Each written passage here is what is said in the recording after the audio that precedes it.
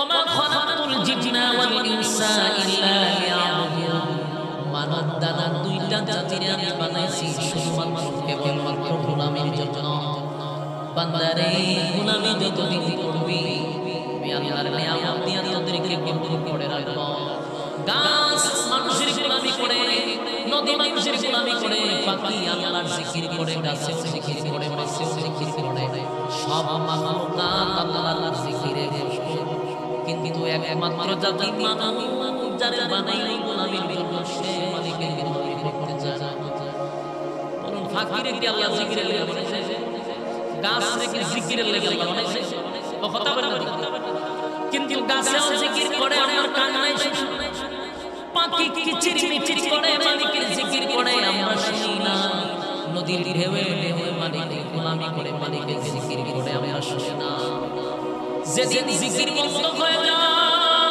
সেদিন আল্লাহ বলেন গাছের জবান থেকে যেদিন জিকির বন্ধ হয়ে যাবে গাছ মরে যাবে পাখির জবান থেকে যেদিন জিকির বন্ধ পাখি মরে যায় নদীর জবান থেকে যেদিন জিকির বন্ধ হয়ে যায় সেদিন মরা নদী হয়ে যায় কিন্তু প্রশ্ন হলো জিকির করলে বেঁচে থাকে জিকির না করলে মরে যায় কারণটা কি বলে গাছের জন্য জান্নাত নাই গাছের জন্য জাহান্নাম নাই এই নদীর জন্য জান্নাত নাই গো জাহান্নাম নাই যতদিন জিকির করবে তারা বেঁচে থাকবে জিকির করবে না দুনিয়ার টাকার অধিকার নাই কিন্তু প্রশ্ন হলো মানুষে বানাইলেন জিকিরের জন্য কিন্তু সেই মানুষ জিকির বন্ধ করে দিল আল্লাহ মারে না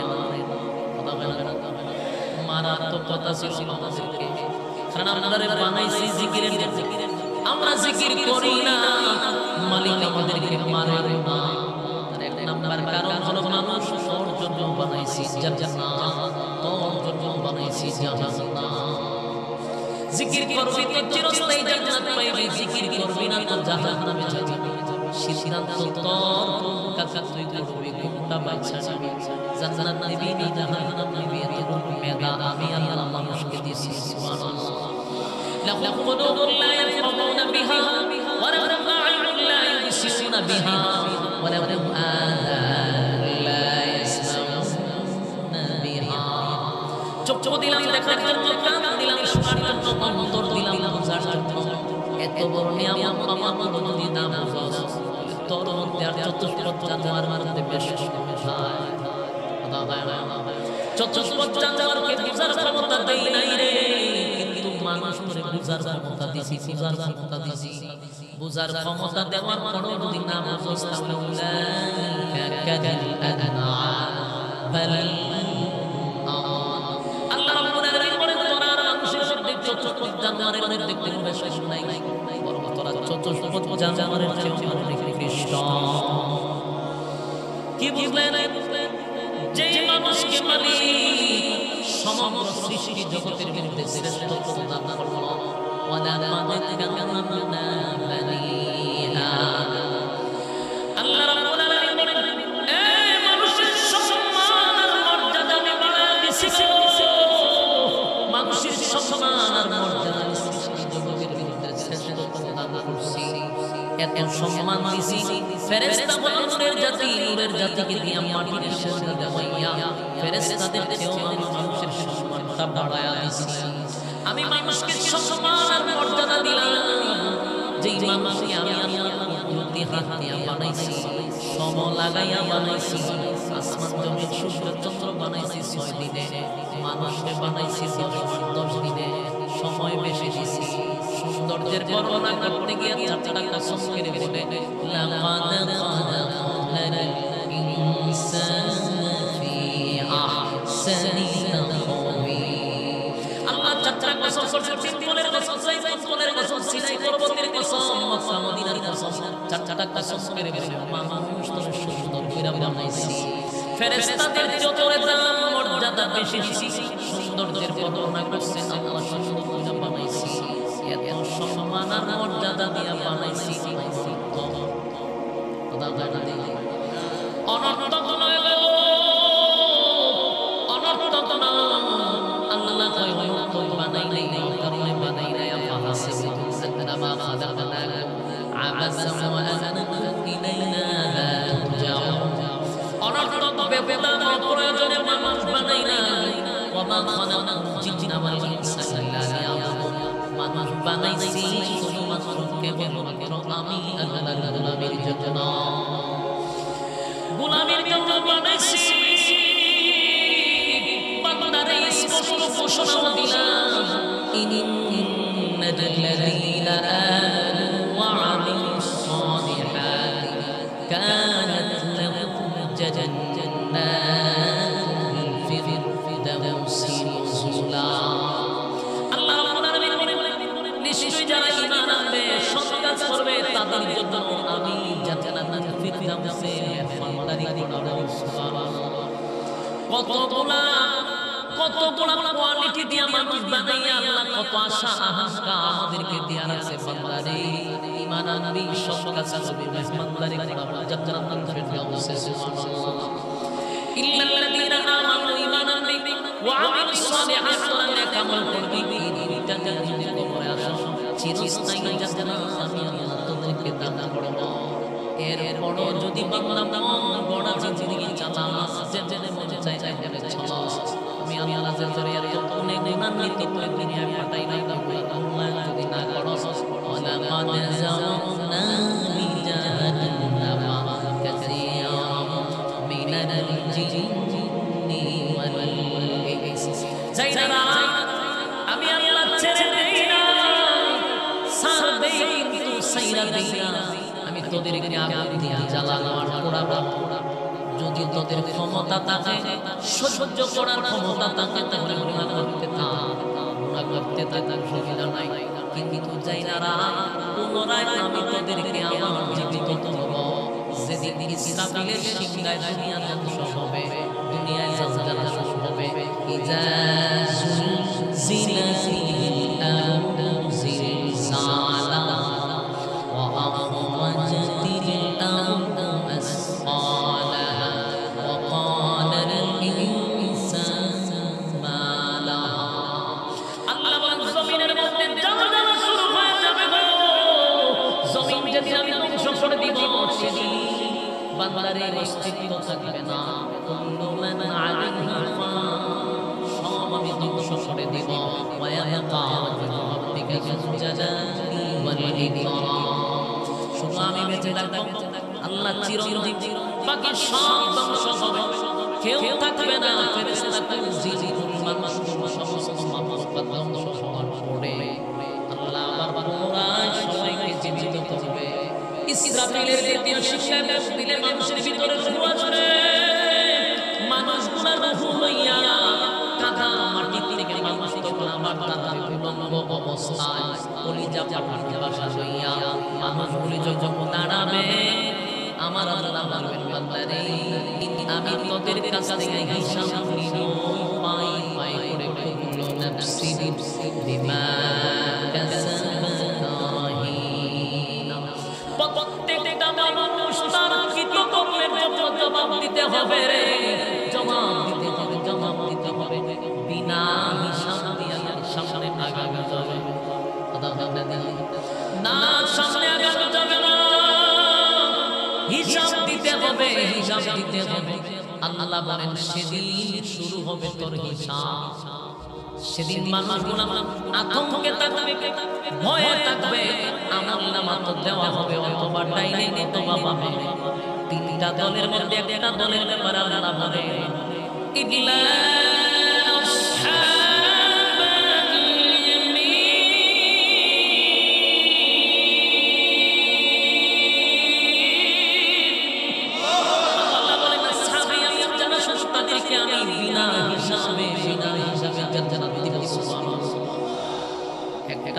বিনা হিসাবে জান্নাতে দিবে বলুন আপনারা সচেতন মানুষ জ্ঞানী মানুষ আমার একটা প্রশ্নের জবাব আপনারা দেন তো দেখি আল্লাহ যদি কারো কাছে হিসাব চান হিসাব দেওয়ার যোগ্যতা কি কারো আছে আর জোরে বলুন হাসরের মাঠে যদি মালিক কারো কাছে হিসাব চায় বলুন তো দেখি মালিকের সামনে কেউ কি হিসাব দিতে পারবে আপনারা দাঁড়ান আওয়াজ বোঝা যায় আওয়াজ আছে শুনে নেবেন নবী আল্লাহর নবী আমার সামনে পিছনে কোনাই নাই আমি নিষ্পাপ, আমার কাছ থেকে মালিক হিসাব নিবে না। যদি আমি নবীর কাছ থেকে আল্লাহ হিসাব নিত, আমি নবী আল্লাহর সামনে দাঁড়াইয়া হিসাব দেওয়ার যোগ্যতা রাখি না। কি বুঝলেন? আল্লাহর নবী হয়, আমি আল্লাহর সামনে দাঁড়াই হিসাব দেওয়ার যোগ্যতা আমি নবীর নাই। তাহলে বলে মধ্যে চলে বলতেছে ফিরের আছে বড় ফি, ছোট ফি, মোটা ফি, চিকন ফি, কারো কোনো যোগ্যতা নাই। কারণ যাদেরকে আল্লাহ জান্নাত দিবে বিনা হিসাবে দিবে, হিসাব নিতে গেলে কতটা আটকা পড়ে যাবে। যত বড় বুজুর্গ হও, হিসাব নিতে গেলে কতটা শেষে নাই। বনি ইসরাইলের ব্যক্তি 500 বছর, কত বছর? 500 বছর বনি ইসরাইলের ব্যক্তি 500 বছর ইবাদত করছে। এই ওয়াজটা নবী সাহাবায়ে কেরামদেরকে শোনাইতেছিল যে বনি ইসরাইলের একজন ব্যক্তি 500 বছরের একজন 100-200 বছর নয়, 500 বছর ইবাদত করছে একটা দ্বীপের মধ্যে। দ্বীপ চতুর্দিকে পানি আর পানি, সাগরের মাঝখানে একটা দ্বীপ। দ্বীপের মধ্যে একজন আবেদ উনি 500 বছর ইবাদত করছে। তাহলে দ্বীপের মধ্যে খানা খাইলে কোন সময়? আল্লাহ বলেন এই দ্বীপের ভিতরে আমি দুইটা ডালিম গাছ লাগায়া দিয়েছি, ডালিম জান্নাতি দ্বীপ। প্রতি ওয়াক্তে একটা করে ডালিম গাছ আর মিষ্টি পানির ব্যবস্থা আল্লাহ করে দিয়েছে। মিষ্টি পানি পান করছে ডালিম গাছ। কত বছর? 500 বছর মিষ্টি পানি। ওই আমরা যে পানি খাই মিষ্টি পানি, চিনি দিয়া না, এটা মিষ্টি পানি মানে সাগরের পানি লবণাক্ত। তুমি তো তাকে দিয়ে পানি তো লবণাক্ত হওয়ার পর আল্লাহ কুদরতভাবে মিষ্টি পানির ব্যবস্থা করেছে। সুবহানাল্লাহ। এই পানি আর ডালিম 500 বছর টানা ইবাদত করছে। 500 বছরের ভিতরে একটা গুনাহ আল্লাহর বান্দার আমল হয় নাই। দেখেন সুবহানাল্লাহ থাকতে হইবে, মাঝে মধ্যে থাকলে সুবহানাল্লাহটা কইলে দেখেন 500 বছর ইবাদতে গুনাহ নাই একটাও। কত বড় বুজুর্গ তিন লোকে দেখবা আল্লাহ, আমি যদি মারা যাই তাহলে আমার আপনার সেজদারত অবস্থা মৃত্যু দিয়ে দিন। এত বছর ইবাদত করছে আল্লাহ তাআলা দোয়া করতেছে। এই লোকটা সেজদারত অবস্থায় হাসরের মাঠে দাঁড়ায়। সুবহানাল্লাহ। রাসূলুল্লাহ সাল্লাল্লাহু আলাইহি ওয়াসাল্লাম 500 বছর একটানা ইবাদত বندگی করলো দ্বীপের মধ্যে দাঁড়াইয়া। হাসরের মাঠে লোকটা উঠবে সেজদারত অবস্থায়। আল্লাহ রাব্বুল আলামিন তখন সমস্ত ফেরেশতাদেরকে উদ্দেশ্য করে বলবে, আমার ফেরেশতারা শোনো, এই যে লোকটা 500 বছর ইবাদত বندگی করছে আমার মুহাম্মদের বান্দা, 500 বছরের ভিতরে আমার বান্দার ভিতরে একটা গুনাহ নাই, শুধু নেকি আর নেকি। আমার এই বান্দাটারে আমার রহমত আর বরকত দিয়া জান্নাতে ঢুকায়া দাও।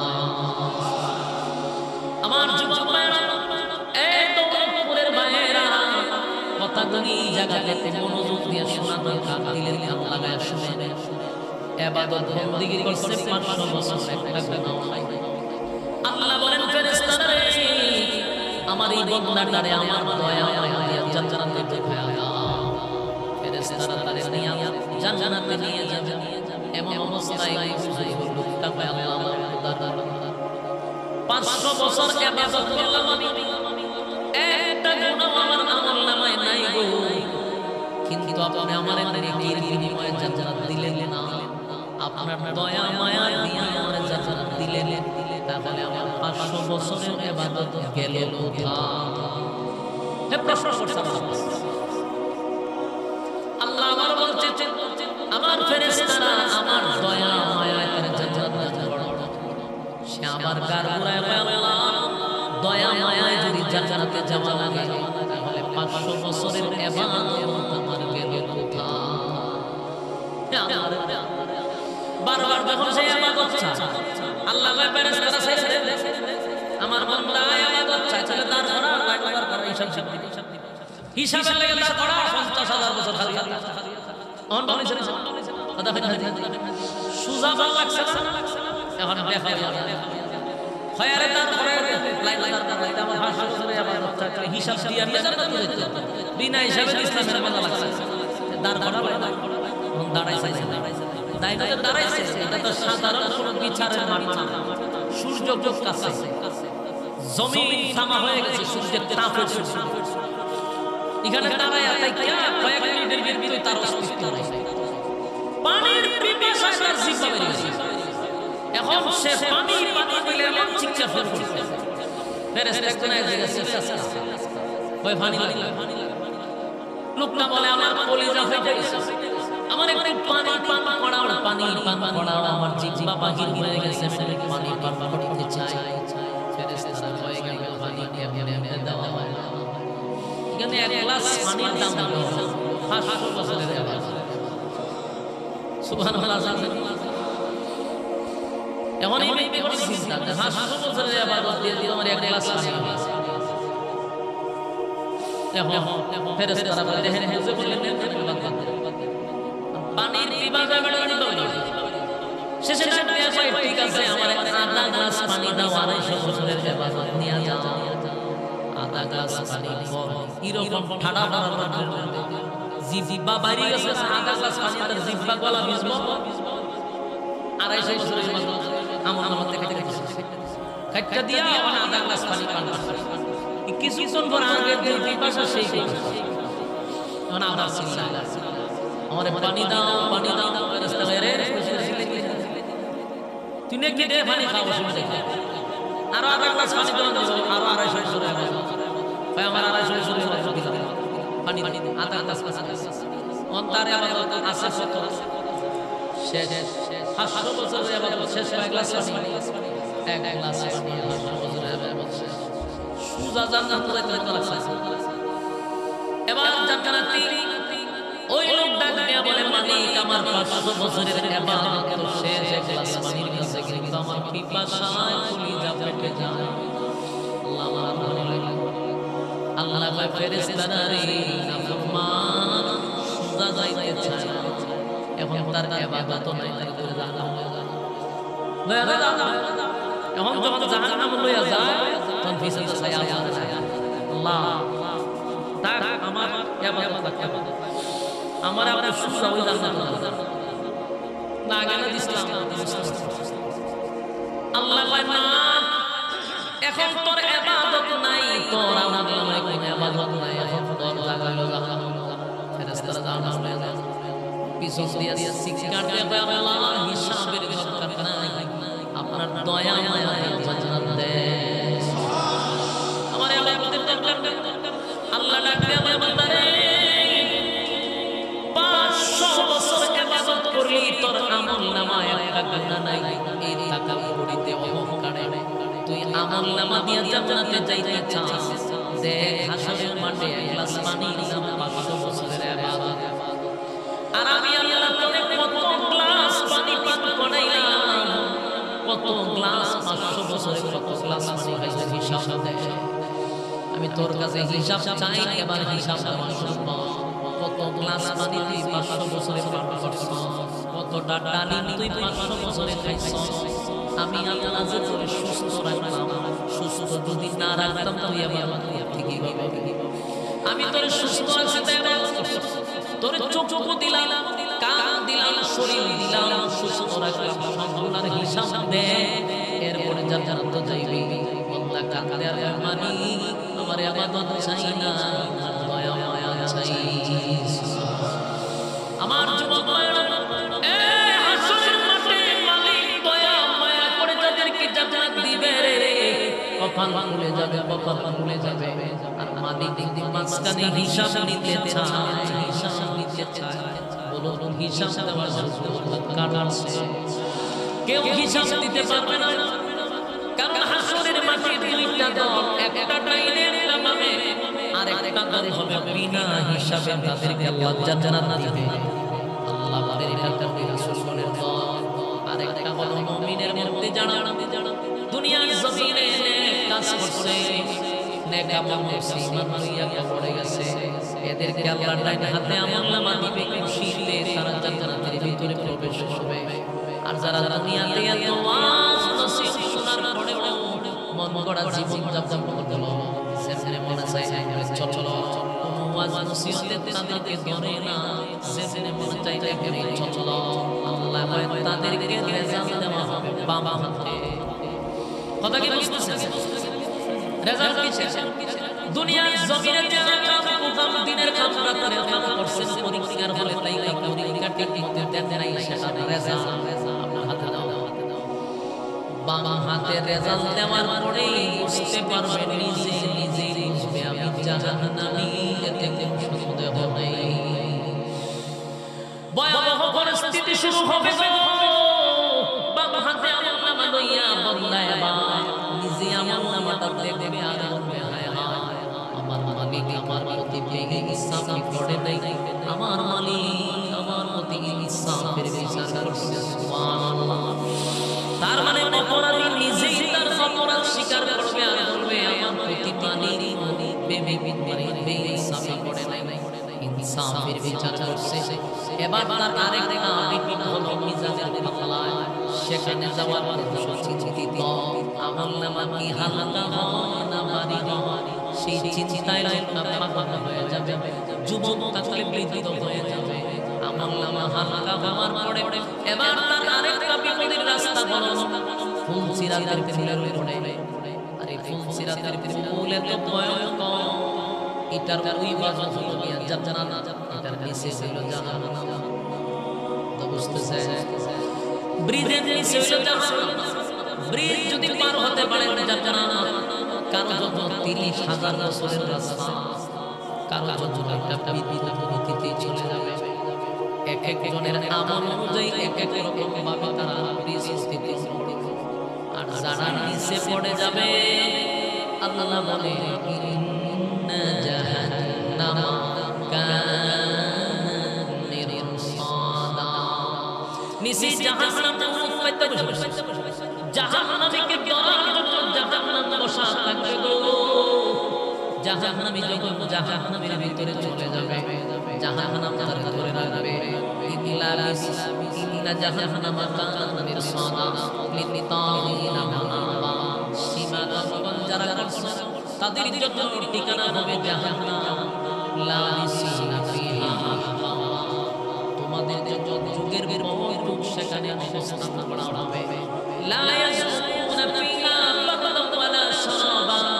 তোমাদের জন্য পানির ব্যবস্থা শরবতের ব্যবস্থা করা হবে না। ইল্লা হামিমা ওয়া সালমা। তবে এমন একটা পানি দেওয়া হবে যে পানি পান করলে অস্তিত্ব থাকবে না।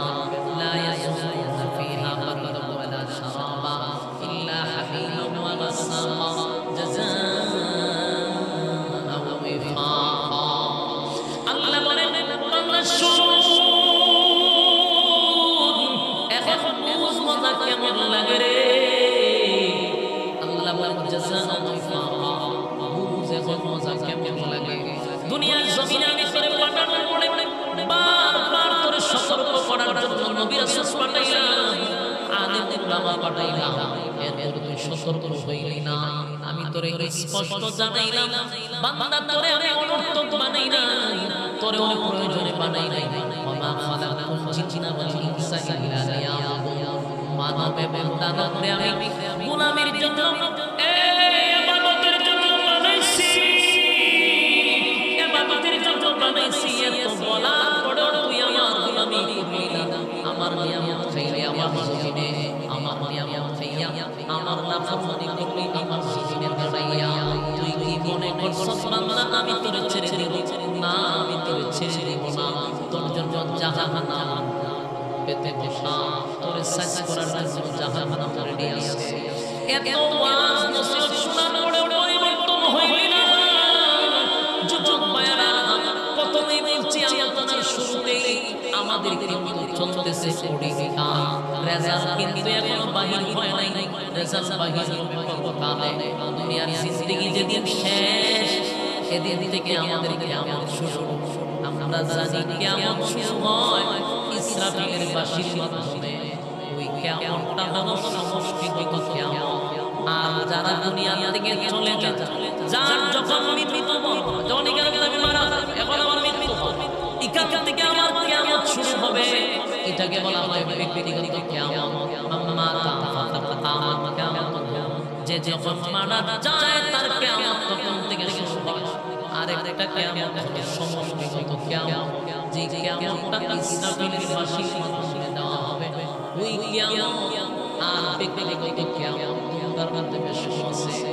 তোমার আমার কিয়ামত শুরু যেদিন দুনিয়া থেকে বিদায় হয়ে যাব, সেদিন থেকে কিয়ামত শুরু, রেজাল্ট দিবে কোন কালে। তাই আমার যুবক ভাইদের উদ্দেশ্য করে বলি, যারা এই মুহূর্তে কথাগুলি শুনতেছে, এই মাহফিল করার উদ্দেশ্যটা কি, বয়ান আয়েশা শোনার উদ্দেশ্য কি, আমরা বয়ান করার উদ্দেশ্য কি? আমরা বয়ান শুনতে আসি কিছু জানার জন্য, আর আমাদের দায়িত্ব হলো আপনাদেরকে শেখানোর জন্য, আর কমিটির দায়িত্ব হলো আপনাদের কাছে পৌঁছায় দেওয়ার জন্য এই ব্যবস্থা। কিন্তু এখনকার মাহফিলগুলোর মধ্যে কোরআন হাদিসের কোনো কথা হয় না, মানুষের দিল নরম করার কথা হয় না। মাহফিলে আসলে পরে এখন মানুষ কৌতুক শিখতে পারে, মাহফিলে আসলে মানুষ এখন নাচানাচি শিখতে পারে, পরকালের কোনো কথাই স্মরণ হয় না। এমন অবস্থা শুরু হয়েছে মাহফিলগুলোতে, যেগুলোতে মানুষ আসে পরকালের কথা স্মরণ করার জন্য, মানুষের জীবনের শেষ মুহূর্ত মৃত্যুর কথা শোনার জন্য কলম নরম হয়। কিন্তু আজকে দেখেন যে মাহফিলগুলোতে এখন এগুলো সচরাচর হয় না। এখন আলোচনা হইল, দুই একটা কথা বলি, গান শুরু করে দেওয়া, নাচানাচি শুরু করে দেওয়া, কৌতুক পরিবেশন করা, আল্লাহর কসম এইভাবে চলতে থাকলে পরিবর্তন দূরের কথা ভয়ঙ্কর পরিস্থিতি হয়েছে। ছোটবেলায় দেখছি আগে আমরা ওলামায়ে কেরামদের জবান থেকে বয়ান শুনে চোখের পানি ছেড়ে দিয়া মানুষ মাঠে কান্না করত, মাহফিলে এসে মানুষ পরিবর্তন হইত। এই জামানার মাহফিলে এসে এখন মানুষ কৌতুক শিখে, গান শিখে। যত গানাদারের গান আছে বলতে সব অবস্থা করে রাখছে, যত কৌতুক আছে বলতে সব ফেটিস করে রাখছে। জাতিকে আমরা কি দিব, কি শিখাবো, এই ব্যাপারে মালিক হিসাব নিবে। ঠিক না? আমার যুবক ভাইরা, এই শেষ কথাটুকু হলো, শেষ কথা হলো, এই পৃথিবী চিরস্থায়ী কথা হয় না। এটা হলো সবাই বিশ্বাস করে। কেউ হিন্দু হোক, বুদ্ধ হোক, খ্রিস্টান হোক, ইহুদি হোক, একটা কথাই একমত, পৃথিবী চিরস্থায়ী না, এটা ক্ষণস্থায়ী। এই বছর আপনারা মাহফিল আসছেন, আগামী বছর ওইটার গ্যারান্টি আছে। আপনাদের এই মসজিদের ইমাম সাহেব যিনি ছিলেন আব্দুল্লাহ, নাম জানেন? এই আব্দুল্লাহ মাহমুদি মসজিদের খতিব ছিলেন।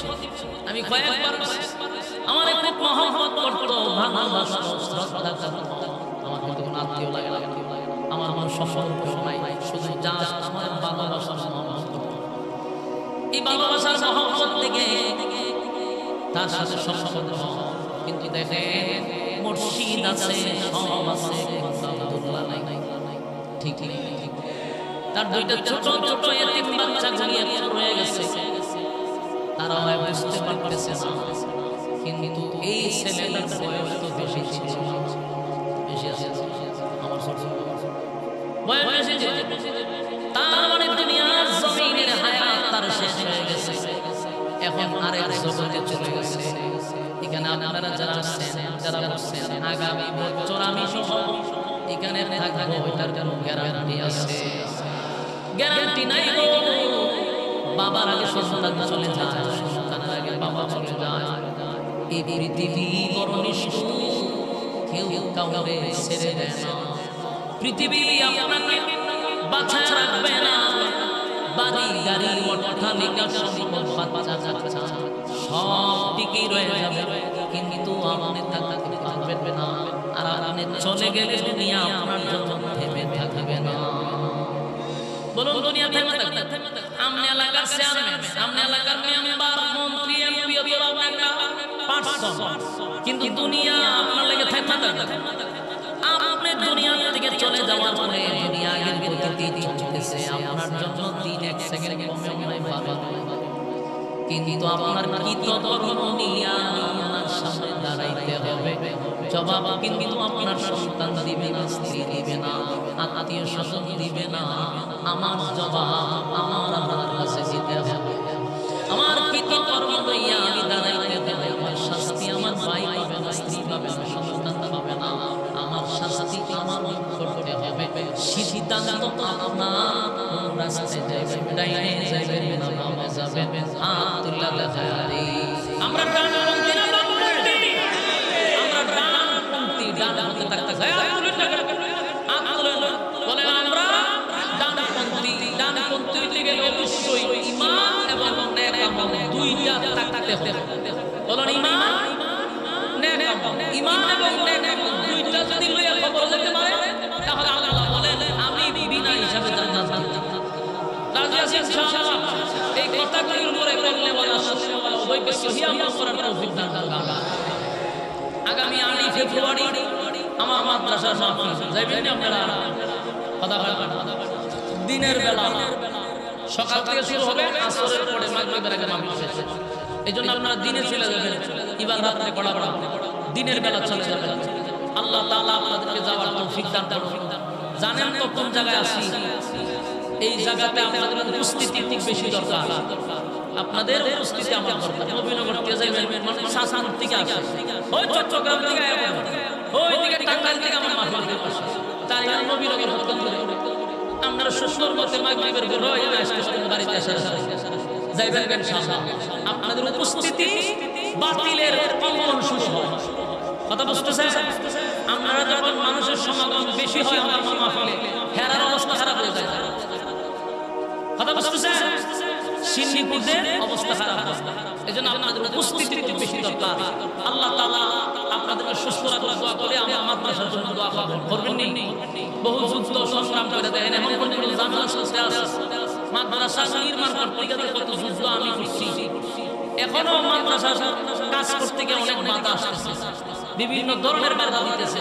এই একটা মানুষ একা এতলা কুলায়া ওঠা আমার যারা ধৈর্য দান করে এবং আল্লাহ যেন সেই শক্তি দান করে, সকলের কাছে দোয়া চাই। মাদ্রাসার শরীফ দিলে এক নজর রাখবেন, ইনশাআল্লাহ গেলে যেতে পারবেন। দুইটা বিল্ডিং 2 বাজলার করেছি, এখন শুধু একটা মসজিদ মাদ্রাসার দরকার। কারণ আমি মাদ্রাসার ভিত্তি এখন জুম্মা পড়াইতে হয়, মসজিদ আমাদের করা খুব জরুরি। দোয়া করতে থাকবেন, আপনাদের নেক নজর চাই এবং মাদ্রাসার দোয়া করবেন। আপনারা মুনাজাত মাদ্রাসার সাথে ইনশাআল্লাহ আল্লাহ সবাইকে বুঝার তৌফিক দান করুন।